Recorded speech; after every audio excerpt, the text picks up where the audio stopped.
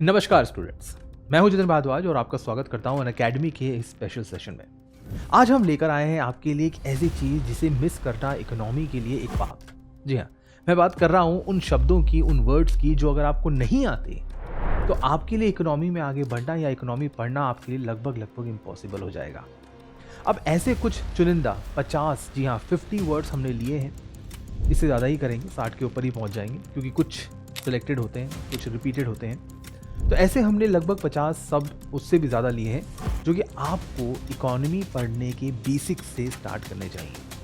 कुछ शब्द एनसीईआरटी से लिए गए हैं, कुछ स्टैंडर्ड टेक्स्ट बुक से लिए गए हैं, कुछ जो करंट अफेयर में या न्यूज़पेपर में बहुत ज़्यादा आते हैं वहाँ से लिए गए हैं। तो चलिए इसी को आगे बढ़ाते हुए सबसे पहले हम देखते हैं वो वर्ड्स, राइट। तो सबसे पहले आप देख लीजिए स्क्रीन पर कितने सारे वर्ड्स लिखे हैं, राइट। 15, 30 और 20 और 50। ये वो वर्ड्स हैं जो हर दिन आप कहीं ना कहीं सुनेंगे, इकोनॉमी में पढ़ेंगे, एनसीईआरटी में पढ़ेंगे या न्यूज़पेपर में पढ़ेंगे। और इनको आना, मतलब इन वर्ड्स को आना, इन चीज़ों को समझना हमारे लिए बहुत ज़्यादा ज़रूरी है। तो चलिए विदाउट वेस्टिंग एनी टाइम फटाफट स्टार्ट करते हैं पहले दो, यानी टोटल डिमांड और टोटल सप्लाई से। डिमांड और सप्लाई क्या होती है? मैं दुकान पे जाता हूँ और ये पेन मांगता हूँ। अगर मैं दुकान में गया और मैंने ये पेन मांगा तो ये हो जाएगी मेरी डिमांड, सिंपल, राइट। अगर मैं यहां पे प्राइस लिख दूं और यहां पर मैं लिख दूं क्वांटिटी, राइट, यहां पे मैं लिख दूं क्वांटिटी, तो ज्यादा कीमत पे मैं कम खरीदूंगा, ज्यादा कीमत पे मैं कम खरीदूंगा और कम कीमत पे मैं ज्यादा खरीदूंगा। तो इन दोनों पॉइंट्स को आप ज्वाइन कर लीजिए, राइट। ये दोनों पॉइंट्स, प्राइस क्वांटिटी, ये पॉइंट ज्यादा है, ये कम है। मान के चलता हूं मैं यहां पर आपकी कीमत है 10 रुपए, यहां पर कीमत गिर के हो जाती है किसी चीज की 4 रुपए। अब जब कीमत कम हो जाती है यानी नीचे की तरफ आ जाती है, तो मैं पहले कोई भी चीज 2 खरीद रहा था, अब मैं वही चीज बढ़ाकर 8 खरीद रहा हूं, राइट। तो इन दोनों को आप ज्वाइन कीजिए, ये जो बनेगा ये है डिमांड कर्व और यही डिमांड का नियम होता है। यानी कि जब कीमतें बढ़ती हैं तो डिमांड कम हो जाती है, क्वांटिटी आप कम इस्तेमाल करोगे, भाई चीजें महंगी होती है तो हम कम कर देते हैं खरीदना। प्राइस जब गिरती है तो हम उसको ज़्यादा खरीदना शुरू कर देते हैं। जैसे आपने सेल में कभी कोई सामान खरीदा होगा या डिस्काउंट में कभी कोई सामान खरीदा होगा वगैरह वगैरह, तो वो यहाँ पर आ जाएगा। तो इसे हम कहते हैं कॉन्सेप्ट ऑफ डिमांड। सप्लाई क्या होता है? सप्लाई का मतलब होता है किस कीमत पर क्या दिया जा रहा है या फिर किस कीमत पर क्या बेचा जा रहा है। यहाँ भी हम वही लेंगे, यहाँ प्राइस लिख देता हूँ, यहाँ क्वांटिटी लिख देता हूँ। अब एक बार अपने आप को एक सप्लायर समझिए, सोचिए कि आप एक प्रोड्यूसर हैं, आप कुछ बनाते हैं। अब अगर आपको ज़्यादा कीमत मिलेगी तो आप ज़्यादा बेचोगे, राइट। अगर मुझे ज़्यादा कीमत मिल रही है तो मैं ज़्यादा बेचूंगा, अगर मुझे कम कीमत मिल रही है तो मैं कम बेचूंगा। इन दोनों को ज्वाइन कर दो, राइट, ये आपका बनेगा सप्लाई कर्व। ये हो गया आपका सप्लाई कर्व। अब यहां पर नियम क्या कहता है? यहां ये नियम कहता है कि अगर कीमत ज़्यादा है तो सप्लाई भी ज़्यादा होगी, अगर कीमत कम है तो सप्लाई भी कम होगी। बात इतनी सी है, राइट। चलिए आगे बढ़ते हैं। तो ये हो गई डिमांड एंड सप्लाई। डिमांड मतलब जो हम मांग करते हैं मार्केट में, सप्लाई जो हमें सप्लाई होती है। जहां ये दोनों एक दूसरे के बराबर हो जाएंगे उसे इक्विलिब्रियम बोला जाता है। अगला है वो लोग जो हमारी इकोनॉमी में बहुत जरूरी हैं। पहला है कंज्यूमर, यानी आप और मैं, हम लोग कंज्यूमर हैं, राइट। हम कुछ ना कुछ खरीदते हैं, उसको इस्तेमाल करते हैं, वो वस्तुएं हो सकती हैं, वो सेवाएं हो सकती हैं। हम डिमांड बनाते हैं, डिमांड कर्व हमारे लिए बना गया है, राइट। एग्जाम्पल जैसे कोई स्मार्टफोन खरीद लिया, कोई खाना खरीद लिया, कुछ भी, राइट, ऐसे। ये कंज्यूमर है। दूसरा होता है प्रोड्यूसर, जो कुछ बनाते हैं। स्माइल देखिए प्रोड्यूसर की, राइट। ये वो हैं जो कुछ बनाते हैं, बेचते हैं, राइट। हम खरीदते हैं, ये बनाते हैं। ये सप्लाई कर्व को डिसाइड करते हैं। जैसे कोई फैक्ट्री है, कोई कार बना रहा है, कोई बेकरी बना रहा है, ब्रेड है, राइट, ये सारी चीजें। पब्लिक, पब्लिक कौन है? अब देखिए कंज्यूमर और पब्लिक में फर्क होता है। ये एक जनरल पॉपुलेशन है, राइट। इसमें कंज्यूमर भी आ सकते हैं, इसमें प्रोड्यूसर भी आ सकते हैं, इसमें सेलर्स भी आ सकते हैं, इसमें गवर्नमेंट भी आ सकती है, राइट। तो ये एक जनरल पॉपुलेशन होती है, इसमें कोई भी आ सकता है। हम कहते हैं आम जनता जिसे कहते हैं, राइट। ये क्या करते हैं? Affected by policy, market, economic activity. क्या करते हैं? इनके बढ़ने कम होने से, इनकी चॉइसेस में बदलाव आने से, पब्लिक की टेस्ट और प्रेफरेंस बदलने से इकोनॉमी बदल जाती है। ये हम सब जानते हैं, राइट। आज हमारे देश में अगर लोग ज़्यादा इलेक्ट्रिक व्हीकल खरीदना शुरू कर दें तो इलेक्ट्रिक व्हीकल की डिमांड बढ़ जाएगी, बनाने वाला भी वही होगा, खरीदने वाला भी वही होगा, और डीजल और पेट्रोल व्हीकल कम हो जाएंगे, simple, right. Citizen benefiting from the public services and other things. तो देखिए किसने, पब्लिक जो है हमारी कितनी मुस्कुरा रही है। आगे, इन्वेस्टर और एंटरप्रेन्योर दोनों में क्या फर्क है, कई बार स्टूडेंट को प्रॉब्लम होती है। इन्वेस्टर वो होता है जो पैसा लगाता है, बाकी उसे कोई मतलब नहीं है, पैसा लगाएगा प्रॉफिट कमाएगा, बात खत्म। Puts money into a business and earn profit. पैसा लगाया, प्रॉफिट कमाया, बिजनेस कैसा चल रहा है कैसा नहीं चल रहा है, प्रॉफिट में है लॉस में है, क्या है, मैनेजमेंट अच्छा है, एम्प्लॉय अच्छे हैं, उसे कोई मतलब नहीं है, राइट। ये सिर्फ पैसा देता है, यानी कैपिटल। जैसे कोई कंपनी खरीद ली, किसी में शेयर्स खरीद लिए, किसी में इन्वेस्ट कर दिया, जैसे वॉरेन बफेट। एंटरप्रेन्योर दूसरा होता है, ये सिर्फ पैसा लगाता नहीं है, पैसा लगाने के साथ साथ ये उस बिजनेस को स्टार्ट करता है, उसको चलाता है, रिस्क लेता है, राइट। ये बिजनेस बनाता है, जॉब्स देता है, इनोवेशन लेके आता है। Someone starting a tech startup और अ रेस्टोरेंट, जैसे कि ये। तो बिजनेस इन्वेस्टर वो जो पैसा लगाए, बाकी सारे काम एंटरप्रेन्योर। अच्छा हाँ, एंटरप्रेन्योर इन्वेस्टर भी हो सकता है। कई बार कुछ लोग अपने बिजनेस में खुद ही पैसा लगाते हैं। तो बिजनेस को चलाने के लिए जो पैसा लगाया गया उसे हम कैपिटल बोलते हैं। यहां भी एक और शब्द मैंने आपको बता दिया, राइट।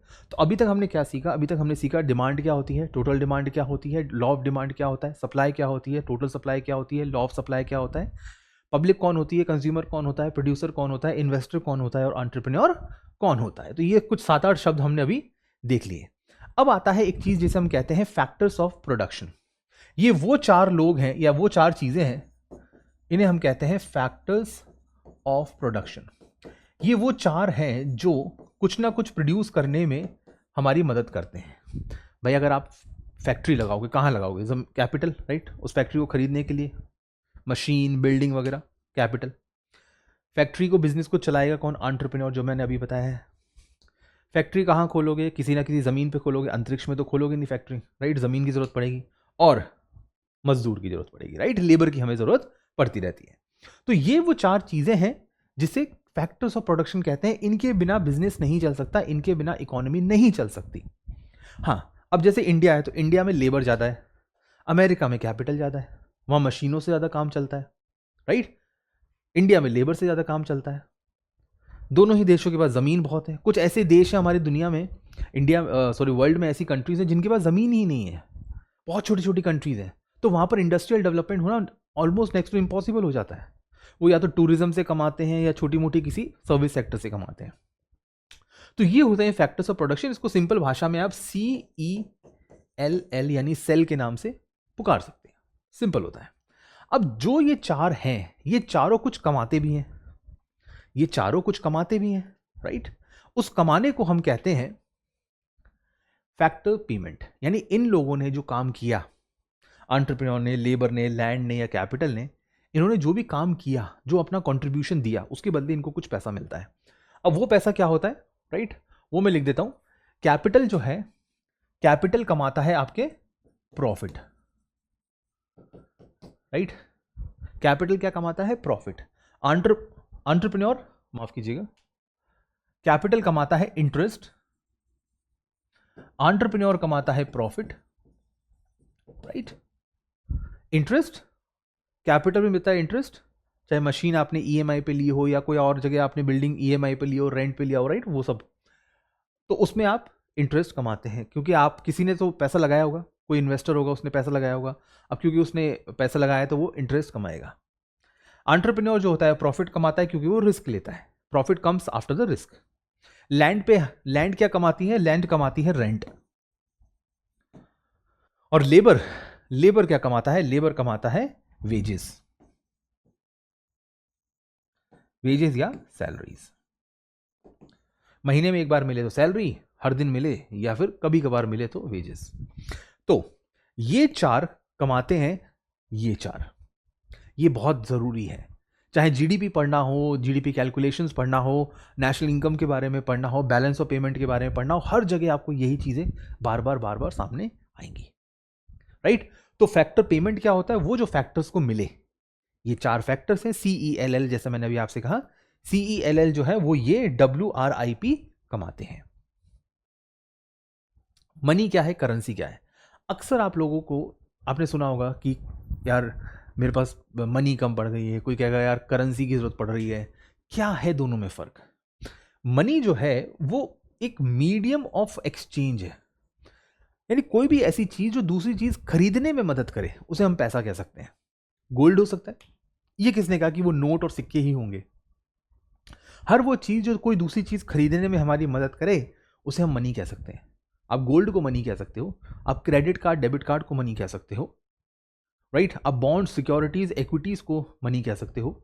हर वो चीज़ जो कोई दूसरी चीज़ खरीदने में मदद करे। यहाँ तक कि अगर आप एक मकान बेच के दूसरा मकान खरीदते हो तो वो पहला वाला मकान आपके लिए मनी हो जाएगा। तो हर वो चीज़ जो कुछ खरीदने में मदद करती है उसे हम पैसा कहते हैं, राइट। ब्रॉडर कॉन्सेप्ट है, इसमें सब लगभग सब कुछ आएगा। अरे कल को मैं कहूँ कि ये पेन है, ये पेन कुछ खरीदने में आपकी मदद करेगा। आप इस पेन को ले जाकर किसी दुकान पे दे दो और वहाँ से कुछ खरीद लो तो ये पेन मनी हो जाएगा। इस टी शर्ट को मैं मनी बना देता हूँ। किसी भी चीज़ को आप मनी बना सकते हैं जो आपको खरीदने में मदद करे। बस पॉइंट इतना है, जो मनी को दे रहा है और जो ले रहा है वो दोनों उसको लेने और देने में एक्सेप्ट करें। ऐसा नहीं कि मैं पेन देने जा रहा हूँ और वो मना कर देगा मुझे। इशूड बाय गवर्नमेंट दे सकती है, बैंक दे सकता है, कमर्शियल बैंक दे सकते हैं जैसे डिमांड ड्राफ्ट, चेकबुक, राइट, या कोई एनजीओ वगैरह भी इसे दे सकते हैं। Store of value over a period of time, अगर आपने अपने पास पैसा रखा हुआ है तो यानी आपने किसी ना किसी तरह की पूंजी अपने पास रखी हुई है, इसीलिए वो वक्त के साथ साथ आपके पास रहती है, आप उसको स्टोर करके रख सकते हैं। करेंसी दूसरी चीज है। करेंसी फिजिकल मनी है। करेंसी क्या है? फिजिकल मनी, जिसे आप टच कर सकते हैं, देख सकते हैं, राइट। इसका पर्पस ही यही है। जैसे अभी मैंने आपसे कहा कि ये पेन है, इसको मैं मनी मान सकता हूं, लेकिन मैं इसको करेंसी नहीं मान सकता। मनी क्यों मान सकता हूं? कि मनी का मतलब यह है, इसके डुअल पर्पस हो सकते हैं। इससे मैं कुछ देकर खरीद भी सकता हूं, या फिर इससे, या ध्यान से समझिए, इससे मैं लिख भी सकता हूं। तो इसके दो पर्पस हो गए। इसका सिंगल पर्पस नहीं है, लेकिन करेंसी जो होती है उसका सिंगल पर्पस है। उसको बनाया ही इसीलिए गया है ताकि वो एक्सचेंज करने में काम आ सके। सबसेट ऑफ मनी होता है।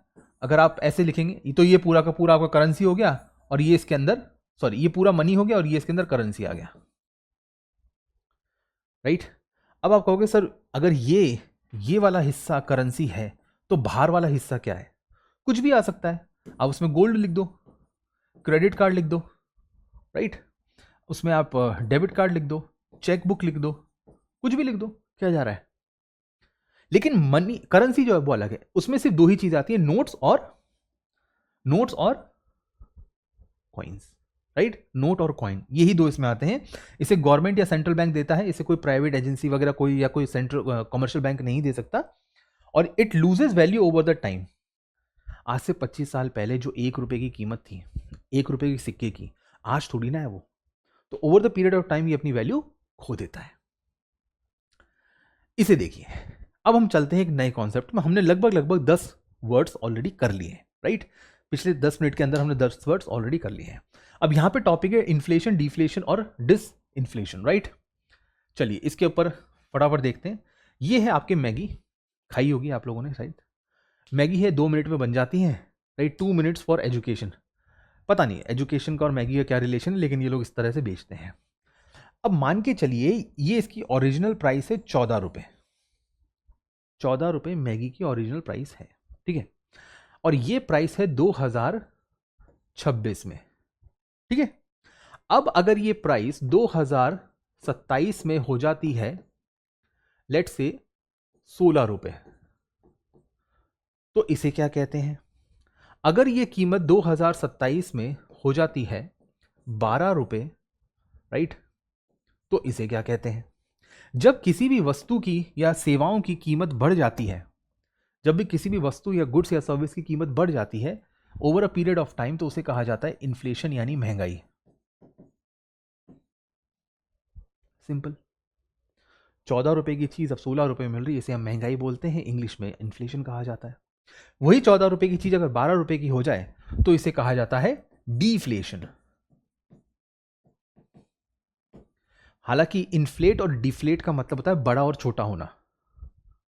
अगर मैं इंग्लिश या अंग्रेजी भाषा की बात करूं तो इन्फ्लेट का मतलब होता है चीजों का बड़ा हो जाना। अगर कभी आपने क्रिकेट फुटबॉल खेला होगा या बास्केटबॉल खेला होगा तो फुटबॉल के अंदर जब हम हवा भरते हैं उसे कहते हैं इन्फ्लेट करना, यानी बड़ा करना। तो वैसे ही 14 जो है बड़ा होकर अब 16 हो गया। डिफ्लेट उसका उल्टा हो गया, डी का मतलब उल्टा ही होता है, ऑपोजिट होता है, तो ये कीमतें कम हो जाना। तो इन्फ्लेशन हो गया, डिफ्लेशन हो गया। अब डिसइन्फ्लेशन क्या होता है, ये एक तीसरा कॉन्सेप्ट है, राइट, ये तीसरा वर्ड है। कुछ नहीं करना, देखो यहां से जब कीमतें बढ़ी 14 से 16 तो आप कहोगे सर 2 रुपए एक्स्ट्रा बढ़ गए, 14 से 16 मतलब 2 रुपए एक्स्ट्रा। अब यही चीज जब हम पहुंचते हैं 2028 में, राइट, तो ये बढ़ता है 16 से बढ़कर बढ़ता है 16 रुपए 50 पैसे, 16.5। अब देखो क्या हुआ, कीमतें तो बढ़ी, 16 से 16.50 हो गया, ठीक है, 16 से 16.50 हो गया, लेकिन फर्क है, पहले जो बदलाव आया था वो 2 रुपए का था, अब जो बदलाव आया है वो 50 पैसे का है। फर्क क्या है, यानी महंगाई बढ़ तो रही है लेकिन बढ़ने की जो दर है, जो रेट है, वो कम हो गई। यानी महंगाई धीरे धीरे बढ़ रही है, महंगाई बढ़ रही है लेकिन धीरे धीरे बढ़ रही है। तो इसीलिए इसको कहा जाता है इन्फ्लेशन तो है लेकिन डिस है। डिस का मतलब धीरे धीरे, राइट, धीरे धीरे इन्फ्लेशन बढ़ रहा है। ओके, तो ये होता है डिस इन्फ्लेशन। तो ये तीनों वर्ड्स हमें थोड़ा ध्यान रखना है, राइट। आगे बढ़ते हैं, अगला वर्ड है डेप्रीसिएशन। डेप्रीसिएशन क्या होता है, देखिए कितनी सुंदर गाड़ी है, राइट, बहुत ही सुंदर सी गाड़ी है, चकाचक विंटेज गाड़ी है, कुछ सालों बाद ऐसी हो जाएगी, राइट, ऐसी हो जाएगी। इस डिजिटल बोर्ड में मैं पढ़ा रहा हूं, कुछ सालों बाद ये काम का नहीं रहेगा। ये पेन कुछ सालों बाद काम का नहीं रहेगा, ये टी शर्ट शायद कुछ महीनों बाद काम की ना रहे।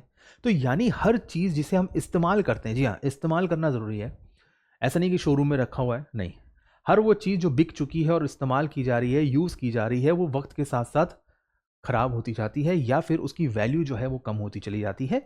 इसी को डेप्रिसिएशन बोलते हैं।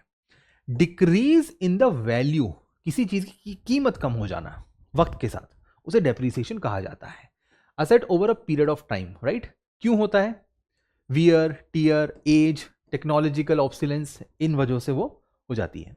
अब ये जो है डेप्रिसिएशन, ये कहाँ काम आता है, जब आप जीडीपी कैलकुलेट करोगे, इनकम कैलकुलेट करोगे, वहां पर डेप्रिसिएशन बहुत ज़्यादा काम आता है, राइट। क्योंकि कोई मशीन है जो 2026 में बिकी है, मान लो उस मशीन की कीमत 1 लाख रुपए है, 2030 में यानी 5 साल बाद वो 1 लाख की नहीं होगी, वो मशीन कम हो जाएगी, राइट।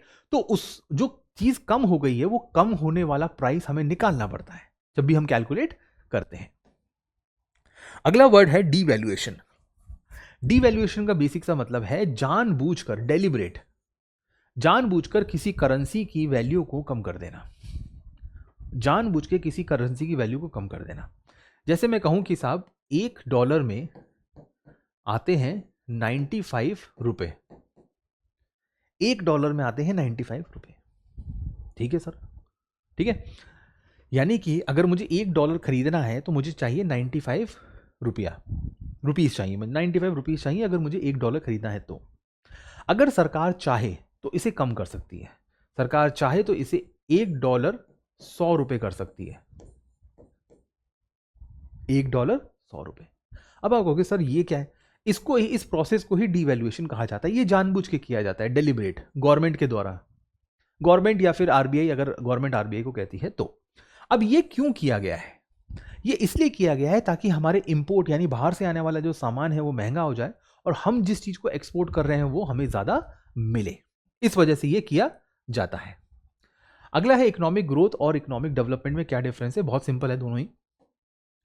इकोनॉमिक ग्रोथ, ग्रोथ जो होती है वो नंबर्स में होती है, इकोनॉमिक डेवलपमेंट जो होता है वो क्वालिटी में होता है।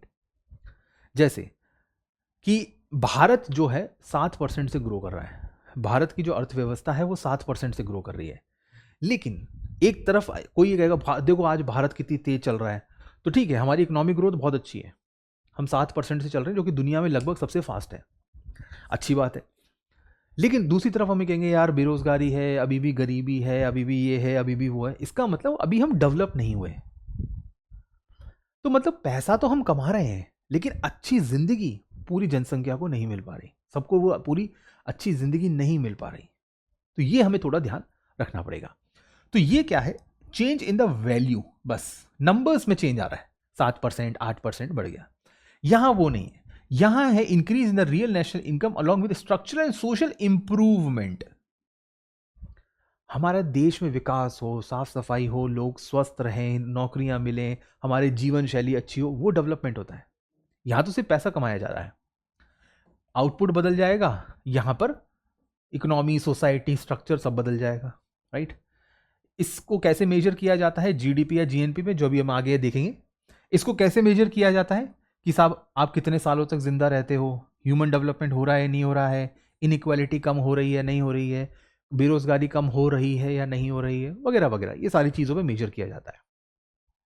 ये क्वांटिटी है, ये क्वालिटी है, राइट। ये कैन अकर विदाउट डेवलपमेंट। जी हाँ, कोई अर्थव्यवस्था सिर्फ नंबर्स में आगे बढ़ सकती है, ये नहीं हो सकता। तो इकोनॉमिक डेवलपमेंट आने के लिए पहले इकोनॉमिक ग्रोथ का होना जरूरी है, ये सच है। यानी पहले हम क्वांटिटी वाइज आगे बढ़ेंगे, फिर हम क्वालिटी पे ध्यान देंगे, और हर कंट्री यही करती है। आज इंडिया भी पहले ग्रोथ पे ध्यान दे रही है, ताकि ज्यादा पैसा आएगा तो ये चीजें सुधर पाएंगी। स्टॉक फ्लो एंड आउटफ्लो, ये क्या होता है? देखो, जब कभी भी, सबसे पहले तो फ्लो क्या होता है? फ्लो का मतलब होता है बहना, किसी भी चीज का बहना, राइट। यहां से पानी आ रहा है नल में, राइट। यहां से मान लो 10 लीटर पानी आया 1 मिनट में, 1 मिनट में 10 लीटर पानी आया, और यहां से 10 लीटर पानी चला गया वही 1 मिनट में, ठीक है, सिंपल। अब अगर ऐसा होता है तो इस टैंक के अंदर पानी हमेशा बराबर रहेगा, राइट, वो हो जाएगा स्टॉक। मान लो इस टैंक के अंदर है 500 लीटर, 10 आ रहा है 10 जा रहा है, तो ये तो हमेशा 500 रहेगा। यानी कि स्टॉक वो चीज होती है जो हमें एक पॉइंट को बताती है कि अभी इस वक्त इस टैंक में कितना पानी है, वो होता है स्टॉक, राइट। एनी मेजरमेंट किसी भी चीज को आप मेजर कर लो, यहां तो मैं पानी मेजर कर रहा हूं, आप अर्थव्यवस्था मेजर कर लो, सेविंग्स, इन्वेस्टमेंट, आपने कितना कमाया, दोस्त क्या कर रहा है, किसकी लाइफ कैसी है, सब कुछ मेजर कर लो, कुछ भी लिख सकते हो यहां पे। Any measurement at a point of time, right. जैसे एक दिन में कितना हुआ, एक महीने में कितना है, राइट, एक साल में कितना है, वगैरह वगैरह। इनफ्लो जो होता है, या फिर जिसे हम सिंपल भाषा में मैं कहूं फ्लो इनफ्लो भी हो सकता है, आउटफ्लो भी हो सकता है। फ्लो क्या होता है? फ्लो का मतलब होता है यही सब कुछ। फ्लो का मतलब है any measurement over a period of time,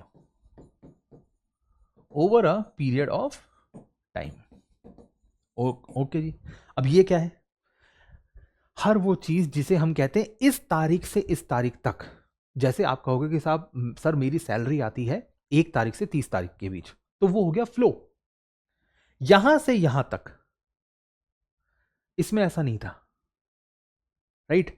तो यहां पर हम क्या करते हैं, जैसे अगर यहां पे मैं कोई चीज मेजर कर, अगर मैं स्टॉक्स में कोई चीज मेजर कर रहा हूं तो मैं कहूंगा, राइट, दिस डे, आज के दिन कितना है, आज के दिन कितना है। जैसे स्टॉक मार्केट, तो स्टॉक मार्केट आज के दिन कितना था, ठीक है। लेकिन यहां मैं क्या लिखूंगा, यहां मैं लिखूंगा ड्यूरिंग डे, कि पूरे दिन में सुबह से लेकर शाम तक क्या हुआ, यानी एक पॉइंट से दूसरे पॉइंट तक पीरियड ऑफ टाइम हमें चेक करना है। तो ये हो गया आपका स्टॉक वर्सेस फ्लो। अब हम एक नई चीज सीखते हैं, और वो होता है सर्कुलर फ्लो ऑफ इनकम। एक चीज याद रखिए, आप जो भी खरीदते हैं वो किसी ना किसी की कमाई है।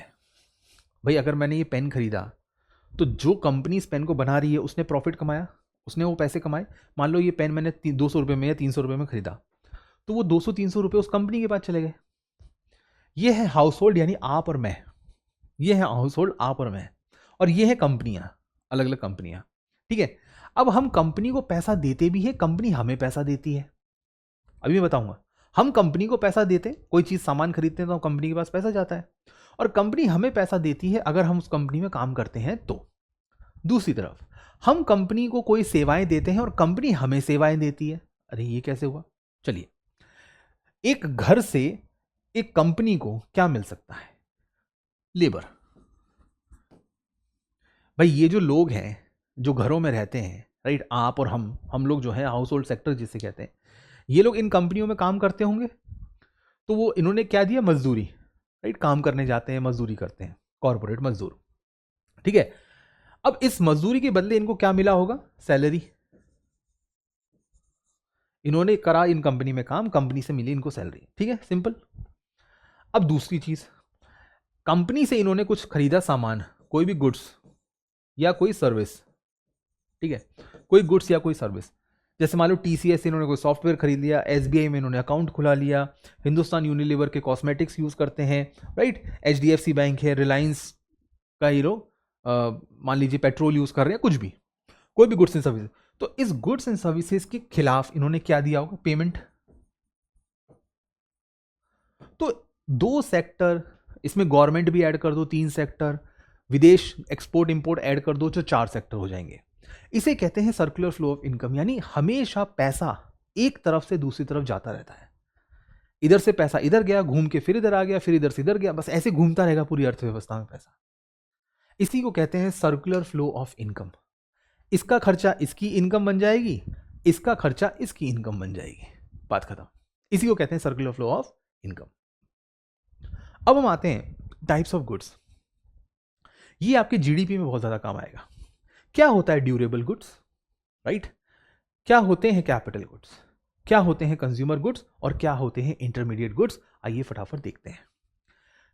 फाइनल गुड, फाइनल गुड वो होते हैं जिसे आप अभी के अभी इस्तेमाल करना शुरू कर दो। जैसे ये पेन, ये पेन एक फाइनल गुड है। अब मैं इसको तोड़ूंगा नहीं, इसको जोड़ूंगा नहीं, इससे मैं कुछ और नहीं बनाऊंगा, इससे मैं कुछ और नहीं बनाऊंगा, ये जैसा है वैसा ही इस्तेमाल किया जाएगा। इसको फाइनल यूज किया जा सकता है या फिर इसको इन्वेस्ट किया जा सकता है। भाई या तो मैं इसको बेच दूं किसी और को, राइट, इसमें कोई वैल्यू एडिशन नहीं होता, यानी इस पेन के अंदर कोई चेंज नहीं लाया जाएगा। ऐसा नहीं है कि मैंने ये पेन लिया और इसको 2 हिस्सों में बांट दिया, ये छोटा सा हिस्सा कहीं और बेच दिया, ये कहीं और बेच दिया, इसकी निप कहीं और बेच दी, ऐसा नहीं है। ये पूरा का पूरा पेन एक साथ काम आएगा, इसे फाइनल गुड्स कहते हैं। जीडीपी में इंक्लूड होते हैं, एग्जाम्पल जैसे कार खरीद लिया आपने, लैपटॉप खरीद लिया, वगैरह वगैरह। अब ये 2 तरह के होते हैं फाइनल गुड्स, 2 तरह के होते हैं। एक होते हैं कंज्यूमर गुड्स, जो कि कंज्यूम किए जाते हैं, जो मैं अपने लिए इस्तेमाल करता हूं, जैसे मैंने कार खरीदी और खुद चलाता हूं, वो हो गया कंज्यूमर गुड। कैपिटल गुड वो होते हैं जो कोई दूसरी चीज में इस्तेमाल किए जाए। जैसे मैंने कार खरीदी और उसको मैंने ओला उबर में चढ़ा दिया, मैंने कार खरीदी और मैंने उस पर एक ड्राइवर रख दिया ओला उबर में, तो यानी मैं उस कार से पैसा बना रहा हूं, तो वो कार मेरे लिए कैपिटल गुड हो गई, वो मेरे लिए पूंजी हो गई, राइट। अगर मैं उस कार से पैसा नहीं बनाता और खुद ही उसको यूज करता तो वो मेरे लिए कंज्यूमर गुड हो जाती। अब कंज्यूमर गुड 3 तरह के होते हैं। ड्यूरेबल, जो लंबे समय तक चले, 2 साल 3 साल 5 साल, राइट, जैसे digital screen. Consumer non durables, जो 2-3 दिन 4 दिन 5 दिन खराब हो जाते हैं। और सेमी ड्यूरेबल, जो 4 महीने 5 महीने 6 महीने चल जाते हैं। अब जैसे रेफ्रिजरेटर है, वो कई सालों तक चलता है, सब्जियां 2-3 दिन में खराब हो जाती हैं। लेकिन कुछ पैकेज फूड जैसे शहद हो गया, चावल हो गए, गेहूं हो गए, वो कई महीनों तक चल सकते हैं। यहां पर वो एग्जाम्पल दिए गए हैं। ये हो गए ड्यूरेबल, ये बहुत लंबे समय तक चलते हैं, ये बहुत जल्दी खराब हो जाते हैं, ये कुछ महीनों तक चल जाते हैं आराम से, राइट, कभी कभी 1 साल भी चल जाते हैं। तो ये हो गए durable, non durable, semi durable. अब आता है इंटरमीडिएट गुड। इंटरमीडिएट गुड वो होता है जो दूसरी किसी चीज को बनाने में इस्तेमाल किया जाए। जैसे मैंने गेहूं लिया, गेहूं से मैंने आटा बना दिया, आटे से मैंने ब्रेड बना दिया और ब्रेड खा लिया, तो ब्रेड तो हो गया फाइनल गुड, वो कंज्यूम हो गया। लेकिन उससे पहले जो आटा था वो मेरा इंटरमीडिएट गुड है, यानी कि जो किसी दूसरी चीज को बनाने में या फिर से बेचने में काम आए। बिल्कुल, मैंने इधर से गेहूं खरीदा, उससे आटा बनाया और आटा बेच दिया, या फिर मैंने इधर से आटा खरीदा, उससे ब्रेड बनाया और मैंने ब्रेड बेच दिया। तो रीसेल करो या कुछ और बनाओ, उन्हें हम कहते हैं इंटरमीडिएट गुड। टैक्सी ऑपरेटर जो कार लेता है या जो ब्रेड बनाता है, ये इसके एग्जाम्पल है। जीडीपी में इंक्लूड नहीं होता, इनको कैलकुलेट नहीं किया जाता, क्योंकि अगर इनको कैलकुलेट कर लिया तो डबल कैलकुलेशन हो जाएगा, हमारी अर्थव्यवस्था हद से ज्यादा बड़ी नजर आएगी। बजट, बजट क्या होता है? ये है निर्मला ताई, हमारी वित्त मंत्री, राइट, इन्होंने भी उतनी ही पढ़ाई की है जितनी हमने की है। तो बजट क्या होता है? तो निर्मला ताई कह रही हैं कि देखो, do you know what is budget that I release every year. Every year का मतलब है 1 फरवरी को भारत सरकार बजट रिलीज करती है, जो प्रेसिडेंट के कहने पर आता है, आर्टिकल 112 भारत का संविधान में। क्या है ये बजट? कुछ नहीं है, सिंपल सी बात है। बजट का मतलब होता है सरकार का, राइट, सरकार की कमाई, सरकार ने एक साल में कितना कमाना है और सरकार एक साल में कितना खर्च करेगी भविष्य में। सरकार अगले साल कितना खर्च करेगी और अगले साल कितना कमाएगी, वो सरकार ने यहां लिख के दे दिया। तो जिस डॉक्यूमेंट के अंदर वो लिखा हुआ रहता है उसको हम यूनियन बजट बोलते हैं। इससे ज्यादा हमें सोचना है ही नहीं। डेफिसिट, डेफिसिट क्या होता है? डेफिसिट को हिंदी में बोलते हैं घाटा। जब आप कमाते तो 1 लाख है, राइट, ऐसी शक्ल हो जाती है, लेकिन आप खर्च कर देते हैं 2 लाख, तो ऐसी शक्ल हो जाती है, उसे कहते हैं डेफिसिट। यानी कि जब आपका expenses, right, is more than your earning. एक और भाषा में इसको बोल सकते हैं, आपका एक्सपेंडिचर, यानी उसको भी खर्चा ही मान लो, एक्सपेंडिचर किससे ज्यादा है? आपके रेवेन्यू से। रेवेन्यू का मतलब यही है कमाई। इस दोनों ही भाषाओं में कहा जाता है डेफिसिट। अगर आपके घाटा बजट में आ रहा है, अगर बजट में आपके घाटा आ रहा है तो उसे कहा जाता है बजट डेफिसिट। बहुत तरह के डेफिसिट हैं जो आप आगे जाके पढ़ेंगे, लेकिन अभी सिर्फ इतना ध्यान रखो डेफिसिट क्या होता है। डेफिसिट क्या होता है, सिंपल, राइट। तो यहां पर एग्जांपल लिया हुआ है कि 1 लाख की तो हमारी अर्निंग थी, 1 लाख रुपए का हमें घाटा नजर आ रहा है। अब 1 लाख का घाटा है, यानी कि अगर 1 लाख रुपए की अर्निंग है और घाटा आपका -1 आ रहा है, इसका मतलब जो आपका खर्चा था वो 2 का था। सिंपल सी बात, राइट। चलिए आगे बढ़ते हैं। अब हमारे सामने 2 लोग आते हैं। सब फिस्कल पॉलिसी क्या होती है, मॉनेटरी पॉलिसी क्या होती है। जो हमारे वित्त मंत्री बनाते हैं, यानी फाइनेंस मिनिस्टर जिसकी काम है, यानी गवर्नमेंट का जो काम है, जिसमें वो डिसीजन लेते हैं कि कितना वो खर्चा करेंगे, सॉरी कितना कमाएंगे और कितना खर्चा करेंगे, इसको फिस्कल पॉलिसी बोला जाता है। फिस्कल पॉलिसी क्या है? सरकार का खर्चा, सरकार की कमाई, उसको फिस्कल पॉलिसी बोलते हैं। अब आप कहोगे सर तो फिस्कल पॉलिसी और बजट एक ही है। जी हाँ, लेकिन बजट जो है वो फिस्कल पॉलिसी का एक पार्ट है। फिस्कल पॉलिसी पूरे साल चलती रहती है, बजट साल में एक ही बार आता है, राइट। क्योंकि हो सकता है बजट पास करने के बाद सरकार अपने को डिसीजन चेंज कर ले, राइट। तो वो फिस्कल पॉलिसी होती है। सरकार के वो डिसीजन जो खर्चे और कमाई से रिलेटेड है, वो फिस्कल पॉलिसी होती है। मॉनेटरी पॉलिसी अलग है। ये है संजीव मल्होत्रा, हमारे देश के, कौन? संजय मल्होत्रा, हमारे देश के आरबीआई गवर्नर। अगर आपके पास 100, 150, 100, 200, 500 का नोट है तो उस पर इनके सिग्नेचर होंगे। ये आरबीआई गवर्नर है। ये जो बनाते हैं उसे हम कहते हैं मॉनेटरी पॉलिसी, राइट। मॉनेटरी आता है शब्द मनी से, यानी पैसे से संबंधित पॉलिसी ये बनाते हैं, जिसमें cost, quantity and direction of money decide होता है। यानी कितना लोन देना है, किसको लोन देना है और क्या इंटरेस्ट रेट रहेगा। ये तीनों डिसीजन, मैं फिर से रिपीट कर रहा हूं, कितना लोन देना है, किसको लोन देना है और कितनी इंटरेस्ट रेट पर लोन देना है, ये तीनों डिसीजन जो होते हैं मॉनेटरी पॉलिसी के अंदर आते हैं। यही डिफरेंस है हमारे फिस्कल और मॉनेटरी पॉलिसी के अंदर। चलिए आगे बढ़ते हैं। अब है जीडीपी। जीडीपी क्या होती है या फिर नेशनल इनकम क्या होता है। मेरे पीछे हैं कुछ लोग, ये फार्मर हैं, ये डिजाइनर हैं, ये डॉक्टर हैं, ये कुक हैं, पुलिस ऑफिसर हैं, सोल्जर हैं, इंजीनियर हैं, हमारी तरह टीचर हैं, शेफ हैं और आर्किटेक्ट हैं। और ये सब मिलकर कुछ ना कुछ कमाते हैं। ये सब एक साल में थोड़ा पैसा कमाते हैं। ये 2 लाख, ये 10 लाख, ये 15, ये 12 वगैरह वगैरह, इन सब लोगों ने एक साल में इतना इतना पैसा कमाया। मान के चलिए कि इस देश में सिर्फ इतने ही लोग हैं। एक देश है, उस देश में, एक कंट्री में सिर्फ इतने ही लोग हैं। अब इन लोगों ने जो पूरे साल में कमाया, इसको टोटल कर दो, वो होती है आपकी नेशनल इनकम, राइट। क्या होती है? The sum total of all these people's income, इन सभी की इनकम को टोटल कर दो, इज द नेशनल इनकम, जो कि निकल के आएगी, अगर मैं इसको टोटल करूं तो निकल के आएगी 1,03,00,000 रुपए। ये साहब इस कंट्री की जो नेशनल इनकम है वो है 1,03,00,000 रुपए। इसी को नेशनल इनकम बोलते हैं, राइट। तो national income refers to the total monetary value of all final goods and services produce by a country resident with in a specific period over a period of 1 year. वो सारे के सारे हमारे देश के रेजिडेंट थे, ठीक है। रेजिडेंट कौन होता है वो भी मैं आपको बताऊंगा। अगर मुझे नेशनल इनकम, देखो नेशनल इनकम मेजर करने के बहुत सारे फॉर्मूले होते हैं। सबसे निचला, सबसे लोएस्ट जो फॉर्मूला होता है उसको हम कहते हैं जीडीपी, उसे हम कहते हैं जीडीपी। और सबसे ऊंचा जो फॉर्मूला होता है उसे हम कहते हैं NNP, net national product at market price, ठीक है। इसे नेशनल स्टैटिस्टिकल ऑफिस मेजर करता है ministry of statistics and programme implementation के अंडर में। और हाँ, ये सबसे बेसिक फॉर्मूला होता है नेशनल इनकम का या फिर जीडीपी का, जहां पर सी का मतलब होता है हमारे देश में कितना कंजम्पशन किया गया है, राइट। जी का मतलब होता है गवर्नमेंट ने कितना पैसा खर्च किया है। आई का मतलब होता है प्राइवेट सेक्टर में इन्वेस्टमेंट कितना हुआ है। एक्स का मतलब होता है एक्सपोर्ट कितना हुआ है। और एम का मतलब हुआ है इंपोर्ट कितना हुआ है, यानी बाहर से कितना आया है। सब पॉजिटिव होते हैं, लेकिन बाहर से आया हुआ जो होता है वो नेगेटिव होता है, क्योंकि वो पैसा बाहर चला गया। नेशनल इनकम जो है उसके 3 मेथड्स होते हैं। What is national income? 3 method होते हैं, जो याद रह ले वो ठीक है। पूरे देश के लोगों ने, रेजिडेंट्स ने कितना खर्च किया, सॉरी कितना बनाया गुड्स एंड सर्विसेज, टोटल कर दो। या फिर कितना खर्चा किया, टोटल कर दो। या फिर कितना कमाया, टोटल कर दो। तो ये हो गया आपका प्रोडक्ट मेथड, ये हो गया आपका एक्सपेंडिचर मेथड, और ये हो गया आपका इनकम मेथड।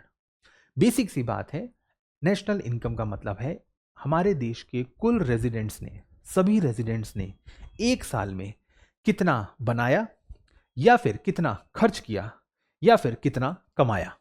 तीनों में से कोई भी एक मेथड यूज कर लो, आपकी नेशनल इनकम निकल जाएगी, उसको टोटल कर लोगे। That's it. जीडीपी क्या है, राइट? तो जीडीपी जो होती है, जीडीपी का मतलब होता है वही, right, total market value of final goods and services, वही नेशनल इनकम है। बस नेशनल इनकम का सबसे निचला फॉर्मूला होता है। अगर मैं जीडीपी आज की कीमतों में, यानी 2026 की कीमतों पर मैं जीडीपी निकाल लूं कि भाई ये जो गुड्स और सर्विसेज हैं इसकी कीमत में आज 2026 में जो कीमत चल रही है उस पर निकाल दूं, तो उसे करंट जीडीपी बोलते हैं। यानी आज की जीडीपी, करंट का मतलब ही होता है समकालीन, राइट, अभी वाला। और अगर मैं उसे पुरानी कीमतों, जैसे मान लो 2020 की कीमतों पे निकालूं, तो उसे कहते हैं कांस्टेंट जीडीपी, सिंपल। अब हम आते हैं sectors of, right, Indian economy. Her economy के कुछ सेक्टर्स होते हैं, खंड होते हैं, राइट। तो सबसे पहला होता है प्राइमरी सेक्टर। ये सब एनसीईआरटी में से लिया गया है। प्राइमरी सेक्टर वो होता है जहां पर आप नेचुरल रिसोर्स को सीधा सीधा इस्तेमाल कर रहे हो। खेती कर रहे हो, गाय भैंस को पालते हो, फॉरेस्ट में से कुछ निकालते हो, मछली निकालते हो, ये सब प्रकृति से आप ले रहे हो। हर चीज़ें प्रकृति से आ रही है। पेड़ हम नहीं उगाते, प्रकृति उगाती है, भगवान उगाते हैं, हम तो सिर्फ बीज लगाते हैं, राइट। मछलियाँ हमने थोड़ी ना पैदा करी है, वो अपने आप हुई है प्रकृति में, राइट। गाय भैंस की जो भी है, ये सब प्राइमरी सेक्टर में आता है। वो चीज़ जो इंसान बनाता है, मैन्युफैक्चर करता है, राइट, तोड़ मोड़ करता है। प्लास्टिक लिया, प्लास्टिक से उसने, प्लास्टिक भी खुद ने बनाया और प्लास्टिक से चेयर भी खुद ने बना दी, वो होता है सेकेंडरी सेक्टर, जहां पर रॉ मटेरियल लेकर हम कोई सामान बना देते हैं। मैंने स्टील लेकर कार बना दी, प्लास्टिक लेके चेयर बना दी, प्लास्टिक लेके पेन बना दिया, ये सब होता है सेकेंडरी सेक्टर, सेकेंड वाला। फिर आता है टर्शरी सेक्टर, जहां पर सेवाएं दी जाती हैं, किसी भी तरह की सेवाएं दी जाती हैं, सर्विस का प्रोडक्शन होता है या कोई भी लेन देन किया जाता है, उसे हम सर्विसेज सेक्टर या फिर टर्शरी सेक्टर में काउंट करते हैं। टर्शरी का मतलब है थर्ड। उसके बाद आता है क्वार्टरनरी सेक्टर, जहां पे रिसर्च एंड डेवलपमेंट होता है। और लास्ट वाला होता है इकोनॉमिक पॉलिसी मेकिंग। अब आप मुझे चैट बॉक्स में बता दीजिए, अगर आप यहां तक आए हैं तो आप मुझे बता दीजिए कि साहब आईएएस कहां पर आएगा, एक आईएएस ऑफिसर इन 5 सेक्टर्स में से कौन से सेक्टर में आएगा, नीचे चैट बॉक्स में जरूर लिख के बताइएगा। अब हम आते हैं एक और पॉइंट पे, जिसे हम कहते हैं ट्रांसफर पेमेंट्स। ये बुजुर्ग आदमी है, कमा नहीं सकते, राइट, बुजुर्ग आदमी है, कमा नहीं सकते, लेकिन इनको पैसों की जरूरत होगी, तो इन्हें दी जाती है पेंशन, इन्हें दी जाती है पेंशन। ये छोटे बच्चे हैं, ये अभी पढ़ाई कर रहे हैं, राइट, इनको स्कॉलरशिप की जरूरत है, लेकिन ये भी कमाने नहीं जा सकते। इनको पेंशन की जरूरत है, इनको स्कॉलरशिप की जरूरत है, दोनों ही काम नहीं कर सकते। तो बिना काम करे जब हम पैसा देते हैं तो उसे कहते हैं ट्रांसफर पेमेंट। ट्रांसफर पेमेंट वो होते हैं जो बिना किसी काम करे, ना तो कोई सामान बेचा है, ना ही कोई सर्विसेज की है, ना ही कोई मदद, कुछ भी नहीं किया है, उसके बिना जो पेमेंट किया जाता है उसे हम कहते हैं ट्रांसफर पेमेंट। ये सिर्फ पैसा ट्रांसफर हो रहा है इधर से उधर, और कुछ नहीं है। Pension, unemployment benefit, scholarship, subsidy, social security वगैरह वगैरह जीडीपी में कैलकुलेट नहीं होती हैं। जब कोई काम ही नहीं किया है, ना तो ये कोई काम कर रहे हैं ना वो कोई काम कर रहा है, तो जीडीपी किस चीज की? टैक्स। अक्सर बच्चों को ये पता ही नहीं होता है टैक्स क्या है। आए दिन हम टैक्स देते हैं, आपने जीएसटी भरा होगा, हर कोई जीएसटी भरता है। 5 रुपए का पार्ले जी भी खरीदोगे तो जीएसटी भरोगे। टैक्स एक कंपलसरी पेमेंट है, आपको देना ही पड़ेगा, नहीं दोगे तो फिर आपको पता ही क्या होता है, राइट। कंपलसरी पेमेंट है, मेड टू द गवर्नमेंट, ये सिर्फ गवर्नमेंट के पास जाता है, आप किसी प्राइवेट कंपनी को कभी टैक्स नहीं देते। उनको जो आप दोगे वो फीस हो सकती है, पेनल्टी हो सकती है वगैरह वगैरह, लेकिन टैक्स नहीं कहलाया जाएगा। और इसके बदले आपको कुछ भी नहीं मिलता। जब आप टैक्स देते हो उसके बदले आपको कुछ भी नहीं मिलता। अगर आप कहते हो कि सर नहीं हमारे देश में विकास हो रहा है, ये हो रहा है, वो, ऐसा कुछ भी नहीं है, सब भ्रम है। आप ये नहीं कह सकते ये सड़क मेरी है या ये पब्लिक पार्क मेरा है, नहीं। तो टैक्स देने के बदले आपको एग्जैक्टली उतनी ही वैल्यू का कुछ नहीं मिलेगा कभी भी। It's a monetary sacrifice. जी हाँ, टैक्स जो होता है एक मॉनेटरी सेक्रीफाइस होता है, आपका पैसा कम कर देता है, आपके खरीदने की ताकत कम कर देता है, आपकी बचत कम कर देता है। यूनियन बजट जो होता है, जो मैंने अभी आपको बताया कि निर्मला सीतारमन जो है हमारे देश की वित्त मंत्री हैं, वो यूनियन बजट बनाती हैं। तो वो उस बजट में दो चीज़ें आती हैं, टैक्स और नॉन टैक्स। टैक्स दो तरह के होते हैं, डायरेक्ट और इनडायरेक्ट। अभी मैं बताऊंगा क्या होता है डिफरेंस। और दूसरा होता है नॉन टैक्स। तो नॉन टैक्स जो पैसा सरकार के पास आता है वो कहाँ से आता है? अक्सर बच्चे इसको भी टैक्स मान लेते हैं। देखो, सरकार जो है ब्याज कमाती है। जी हाँ, कमाती है, सच है। सरकार ने किसी को लोन दिया होगा, ब्याज कमा रही है। सरकार प्रॉफिट कमाती है सरकारी कंपनियों से, जैसे एसबीआई एक सरकारी बैंक है, वहाँ से कमा लेगी। हिंदुस्तान पेट्रोलियम, वो भी एक सरकारी कंपनी है, राइट। भारत पेट्रोलियम, वो भी सरकारी कंपनी है, वहाँ से प्रॉफिट कमा लेगी। यूज़र चार्ज, आपने कोई पार्किंग ले ली, राइट, सरकारी पार्किंग में आपने गाड़ी लगा दी, वहाँ से पैसा आ गया सरकार को। बाहर से मदद ले ली, राइट, या फिर यूनियन टेरिटरी जैसे दिल्ली, चंडीगढ़, दमन दीव वगैरह, वहाँ से थोड़ा थोड़ा पैसा, क्योंकि वो सब सेंट्रल गवर्नमेंट के अंडर में आता है, तो वहाँ से कोई पैसा आया तो वो भी आ गया। ये सारे के सारे टैक्स नहीं होते। टैक्स सिर्फ ये होते हैं, राइट। ये कंपलसरी है, ये कंपलसरी नहीं है। मिला तो नहीं मिला तो ठीक, नहीं मिला तो ठीक, ये कंपलसरी होता है। ये जिसके ऊपर भी लगाया जाएगा वो उसको पे करेगा, नहीं करेगा तो सजा मिलेगी, राइट। ये है वॉरेन बफेट और वो हूं मैं, राइट। ये बहुत पुरानी फोटो है, so don't worry. I am, ये वॉरेन बफेट कह रहे हैं कि मैं वॉरेन बफेट हूं, यूएस का सिटीजन हूं, यानी यूएस का नागरिक हूं, और मैं भारत में पैसा लगाना चाहता हूं। मैंने कहा ठीक है सर, बताइए क्या करेंगे, एफडीआई लगाएंगे या एफपीआई, फॉरेन डायरेक्ट इन्वेस्टमेंट करेंगे या फॉरेन पोर्टफोलियो इन्वेस्टमेंट? तो ये थोड़ा कंफ्यूज हो गए, तो मैंने इनको थोड़ा क्लियर किया। मैंने कहा सर, अगर आप 10% से ज़्यादा किसी कंपनी में खरीदते हैं, आप 10% से ज़्यादा किसी भारत की कंपनी में पैसा लगाते हैं, जैसे मान लो कंपनी 100 करोड़ की है, वो जो कंपनी है वो 100 करोड़ की है, तो इन्होंने 15 करोड़ रुपए लगा दिए, यानी 10% से ज़्यादा। 10% 10 करोड़ होता, तो इन्होंने 15 करोड़ लगा दिए, यानी 10% से ज़्यादा लगा दिए। अगर इस पैसे को भारत में लगाया गया है तो उसे कहा जाता है फॉरेन डायरेक्ट इन्वेस्टमेंट, एफडीआई। यानी जब कभी भी कोई विदेशी हमारे देश की किसी भी कंपनी में 10% से ज़्यादा की हिस्सेदारी ले लेता है, 10% से ज़्यादा का मालिक बन जाता है, तो उसे एफडीआई कहा जाता है, फॉरेन डायरेक्ट इन्वेस्टमेंट।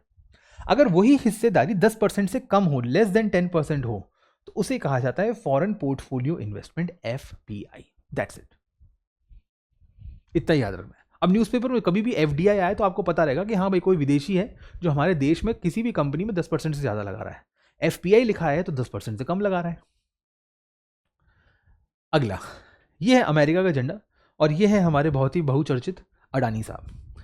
अडानी साहब को लोन की जरूरत पड़ी, तो इन्होंने क्या करा, इन्होंने 50 करोड़ का लोन ले लिया अमेरिका से 6% के ब्याज दर पे 10 साल के लिए। मान के चलो एक सिचुएशन है कि 50 करोड़ का लोन लिया 10 साल के लिए, 6% का इंटरेस्ट। कहां से लिया? अमेरिका से लिया। कहां से लिया? अमेरिका से लिया। इसको क्या कहते हैं, इस लोन को क्या कहते हैं? ये बैंक लोन नहीं है कि मैं बैंक में गया और मैंने होम लोन, कार लोन वगैरह ले लिया, नहीं।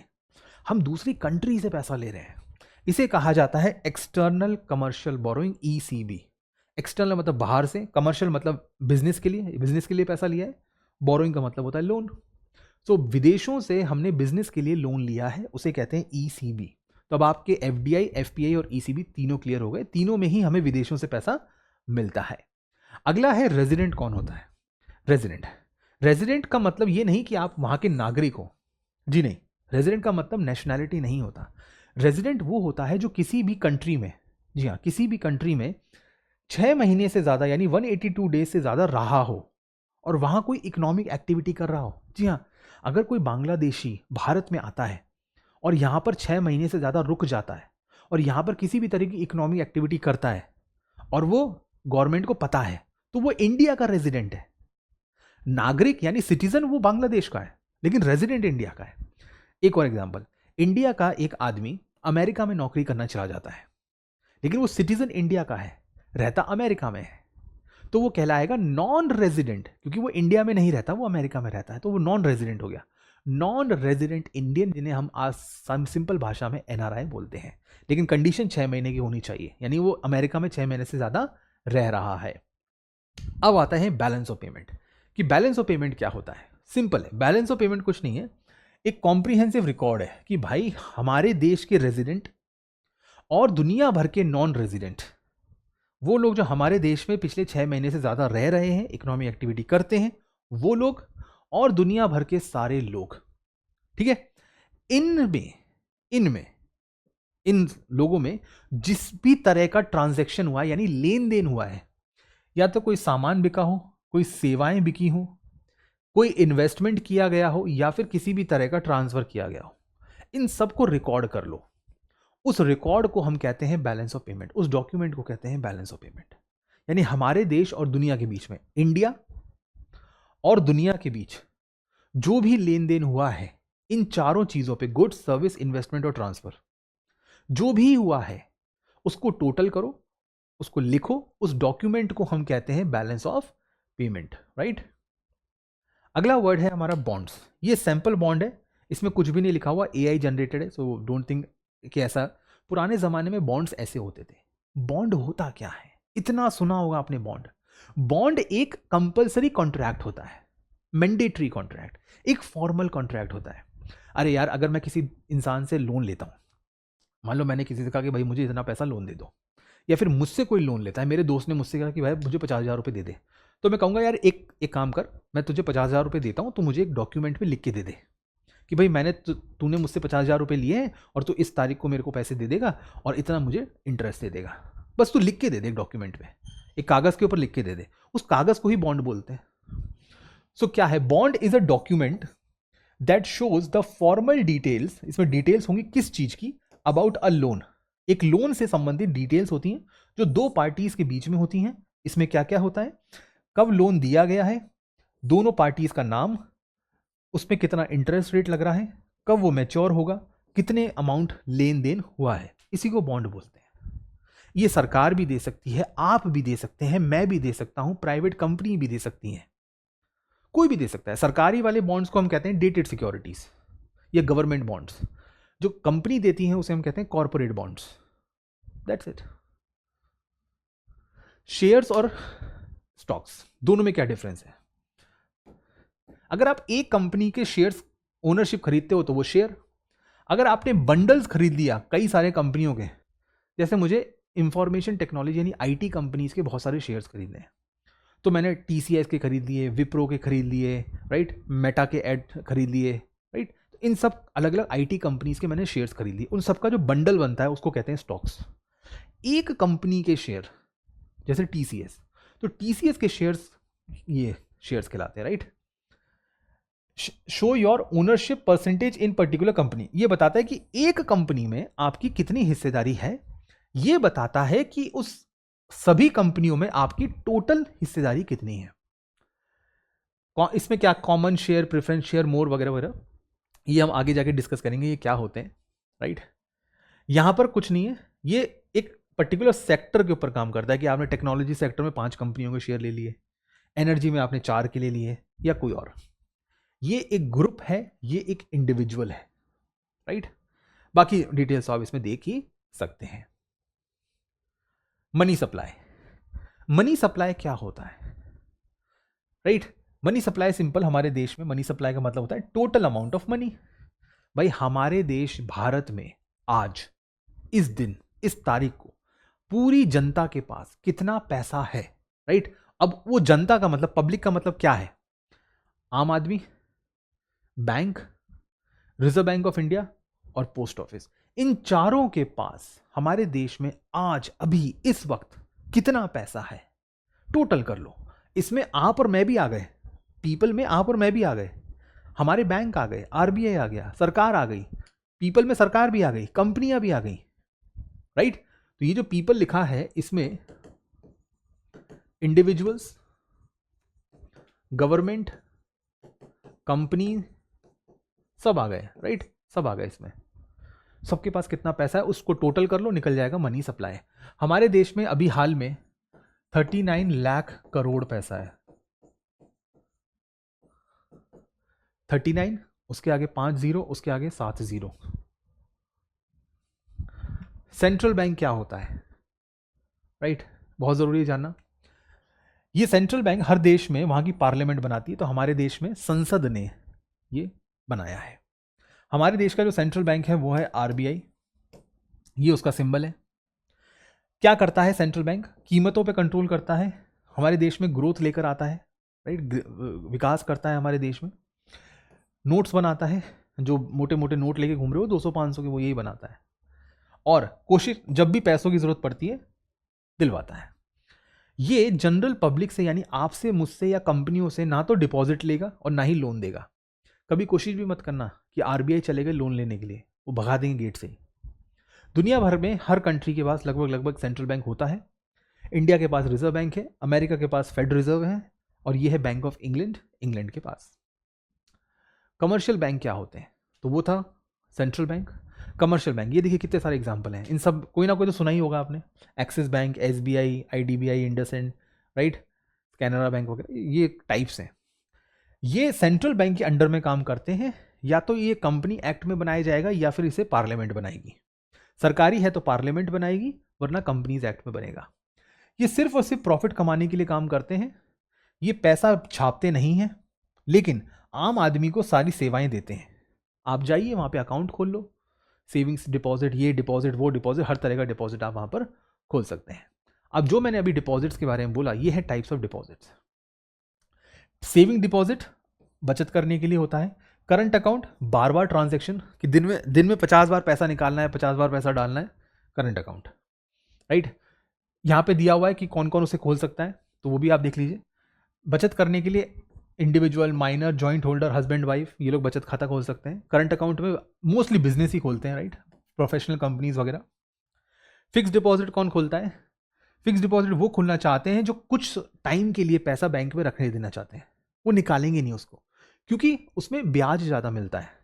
इंडिविजुअल, बिजनेस, इंस्टीट्यूशन, कोई भी। रिकरिंग डिपॉजिट, एक फिक्स्ड अमाउंट हर महीने आपकी सैलरी से कट के, एक छोटा सा अमाउंट आपकी सैलरी में से कट के हर महीने आपके अकाउंट में डिपॉजिट हो जाता है अपने आप, उसे कहते हैं रिकरिंग। रिकरिंग का मतलब होता है रिपीटिंग, ठीक है? फिर आता है सैलरी अकाउंट, जो कि आपकी कंपनी या फिर सरकार, अब आईएएस ऑफिसर बनोगे तो आपको एक एसबीआई का सैलरी अकाउंट मिलेगा। एनआरआई अकाउंट, ये उनके लिए होता है, उन हिंदुस्तानियों के लिए होता है जो इंडिया के बाहर रहते हैं लेकिन हमारे देश में अकाउंट खोल के रखना चाहते हैं, यहाँ पर पैसा डिपॉजिट करना चाहते हैं या फिर यहाँ पे इन्वेस्टमेंट करना चाहते हैं।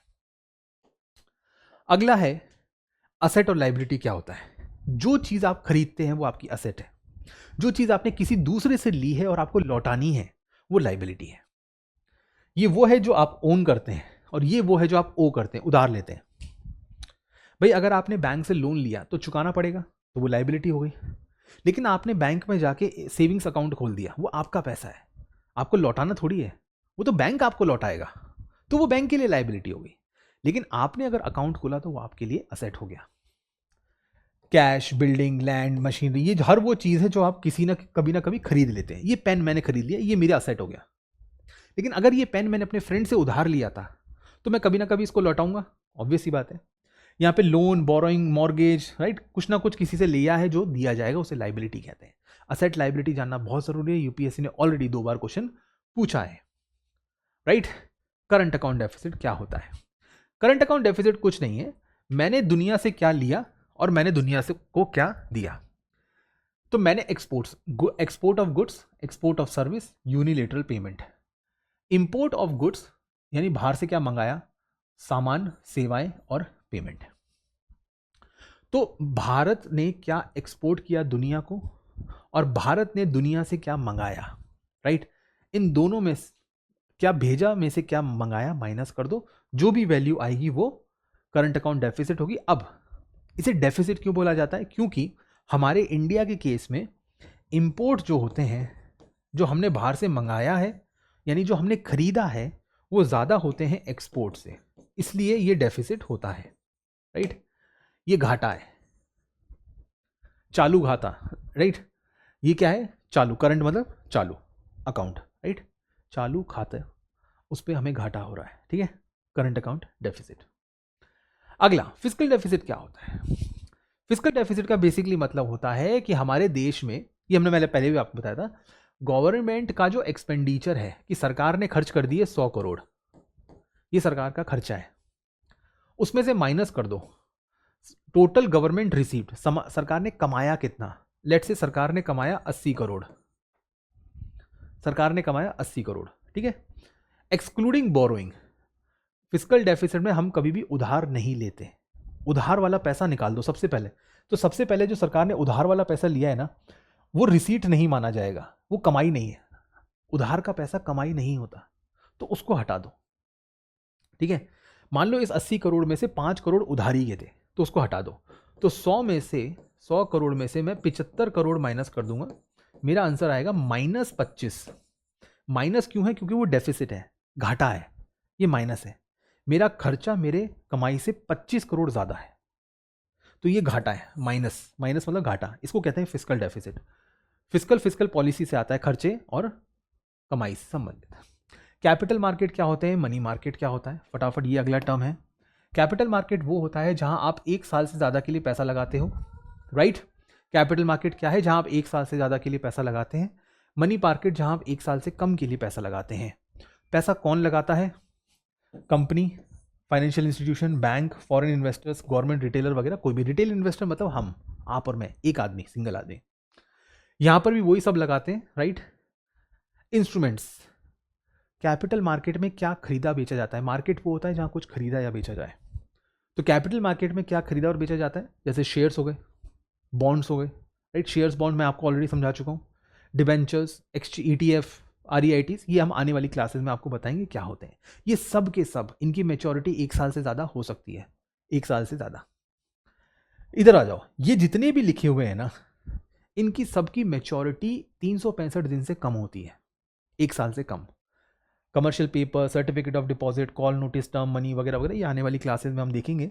इन सब की मेच्योरिटी 1 साल से कम होती है, इसलिए इनको मनी मार्केट इंस्ट्रूमेंट बोला जाता है, इनको कैपिटल मार्केट इंस्ट्रूमेंट बोला जाता है।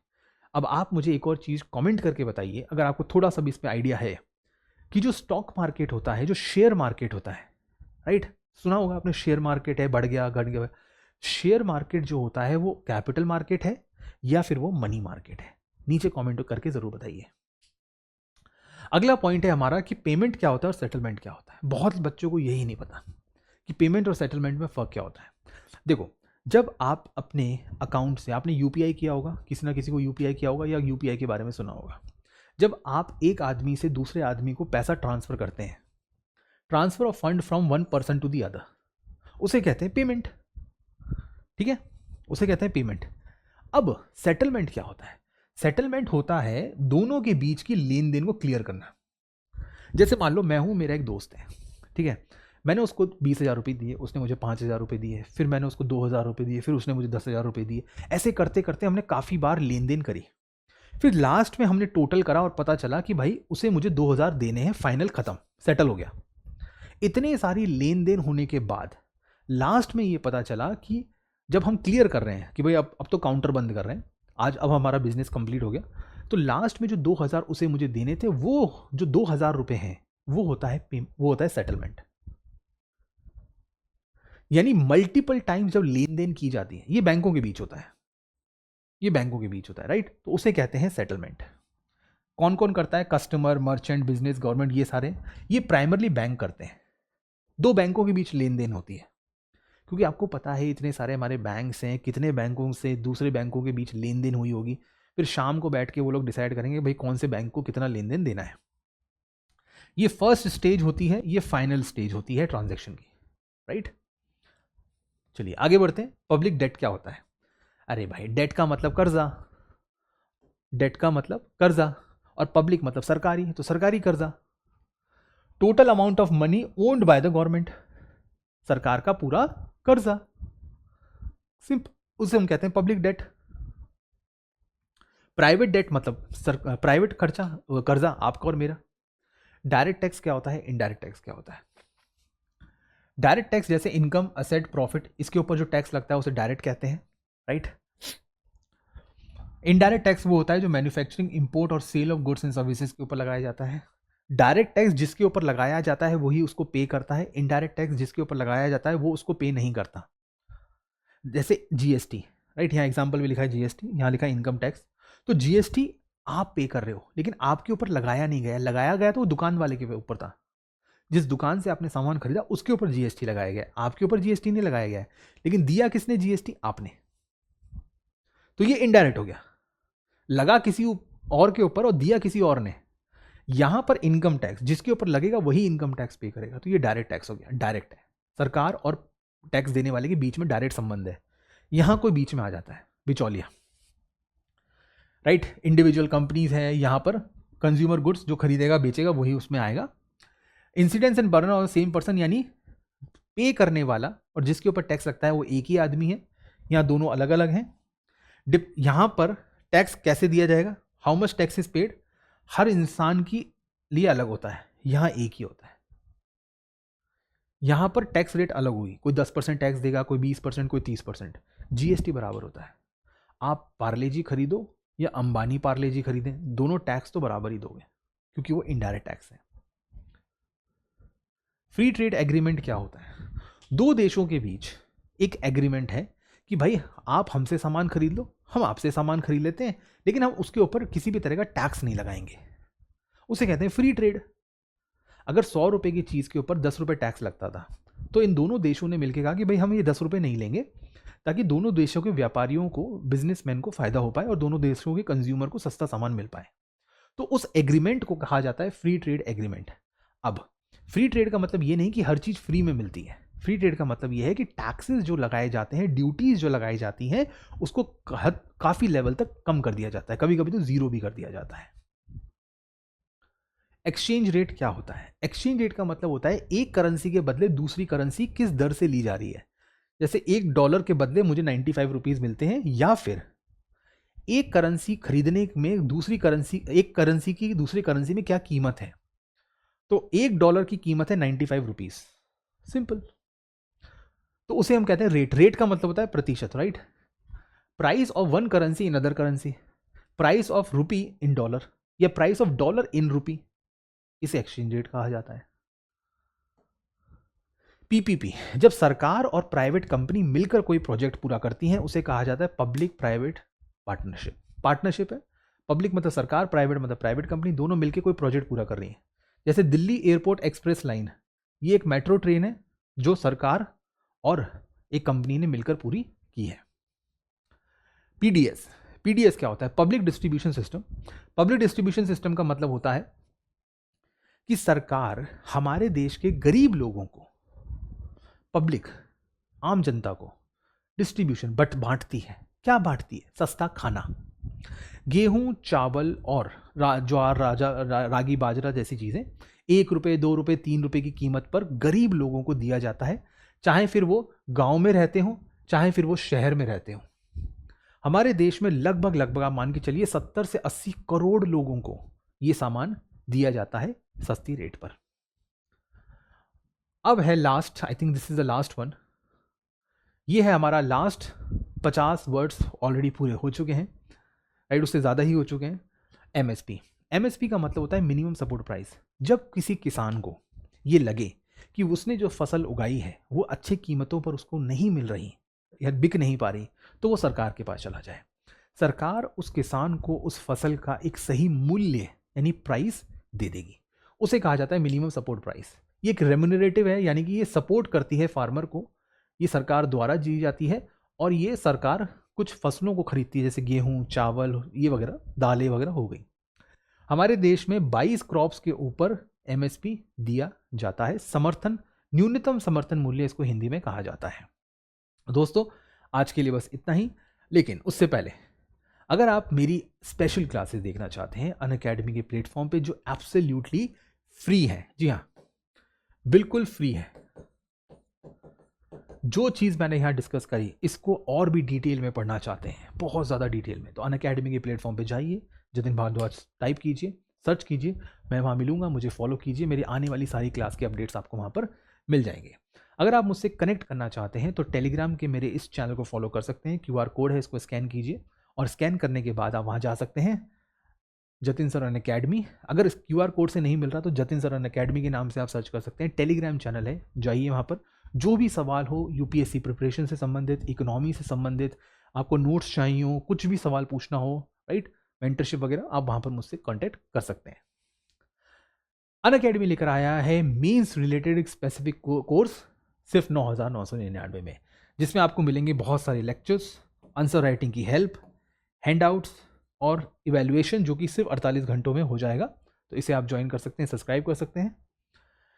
मेंस रिलेटेड कंटेंट की कमी है या मेंस रिलेटेड अच्छा कंटेंट आपके पास नहीं है तो फ्री में मिल जाएगा, नीचे डिस्क्रिप्शन में दिया गया है, उसको आप लिंक को क्लिक कर सकते हैं और अभी के अभी इसको डाउनलोड कर सकते हैं। और अगर आप अनअकैडमी के मेंबर नहीं हैं, अब तक सब्सक्राइब नहीं किया और जुड़ना चाहते हैं, हम लोगों से सीखना चाहते हैं, पढ़ना चाहते हैं, तो बाइलिंगुअल हिंदी इंग्लिश या फिर बाइलिंगुअल हिंदी इंग्लिश के बहुत सारे बैचेस, कुछ तो लाइव हो चुके हैं अभी, उनको आप ज्वाइन कर सकते हैं। और हाँ, और इन्फॉर्मेशन के लिए इस नंबर पर भी आप क्लिक करके सब्सक्राइब कर सकते हैं। तो thank you everyone, I hope आपने आज बहुत कुछ सीखा होगा और इस लेक्चर ने आपको बहुत हेल्प की होगी। 50 के 50 वर्ड्स को अगर ज़रूरत पड़े तो इस वीडियो को फिर से देखो ताकि उसको अच्छे से सीख पाओ। इकोनॉमी की फाउंडेशन क्लियर करने के लिए ये वर्ड्स बहुत ज़्यादा ज़रूरी हैं, तो इनको फिर से एक बार देखिएगा और हो सके तो इसको बार बार पढ़ने की कोशिश कीजिए। जो भी मैंने यहाँ पढ़ा है उसके नोट्स आपको नीचे डिस्क्रिप्शन में एक लिंक पर मिल जाएंगे। So thank you everyone, I will see you in the next lecture. मैं आपको इसी सीरीज़ के अगले लेक्चर में जल्दी ही मिलूंगा।